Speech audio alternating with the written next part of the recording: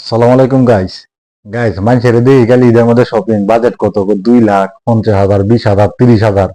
আমার মাথায় ধরে না, হ্যাঁ এত টাকা দিয়ে কি যে কিনে আমি কিছু বুঝি না। ঠিক আছে, এই যে আমি 1700 টাকা মার্কেট করছি, আমার মনে করেন 2 বছরের মধ্যে কেনাকাটা শেষ। কি কি কিনছে আপনারা দেখাই, ভিডিওটা দেখতে থাকেন। ঠিক আছে, এই যে দেখেন, দেখি জুতা, এই যে জুতা একদম লেটেস্ট মডেলের জুতা, এক্সপোর্টের। ঠিক আছে, কোনো বগি সগি নাই। এই জুতা কিনছি অনলি 500 টাকা দিয়ে। ঠিক আছে, আর এই জুতা আমরা বাজারে 2,000 টাকা দাম চাইছে, তো আমি 500 টাকা দিয়ে কিনে আনছি গুলিস্তান থেকে। এরপরে মনে করেন 500 টাকা জুতা হিসাব রাখেন। এরপরে দেখেন এই যে এক্সপোর্টের কার্গো প্যান্ট। ঠিক আছে, এক্সপোর্টের কার্গো প্যান্ট মাত্র 250 টাকা দিয়ে কিনে আনছি, একদম নতুন ফ্রেশ, কোনো বগি সগি নাই। এরপরে মনে করেন যে এই যে একটা গেঞ্জি, যে কি গেঞ্জি কেউ জানি না।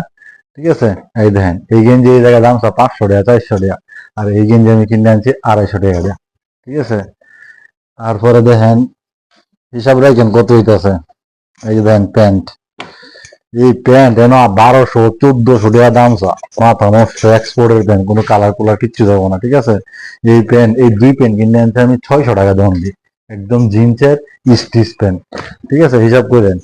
এরপরে দেন আরেকটা আছে, এই যে আর এটা গেঞ্জি কিনছি, বুঝছেন।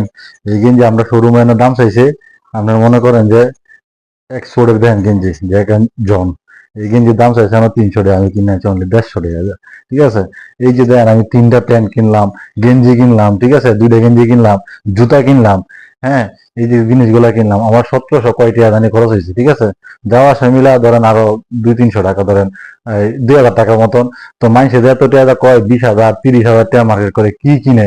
আমরা ভাই গরিব মানুষ, আমরা লেগে এটা অনেক কিছু, আমরা অনেক হ্যাপি। কারণ অল্পতেই সন্তুষ্ট থাকলে, শুক্রিয়া আদায় করলে আল্লাহ খুশি হয়। ঠিক আছে, তো আমি যেরকম আমার মার্কেট এরকম।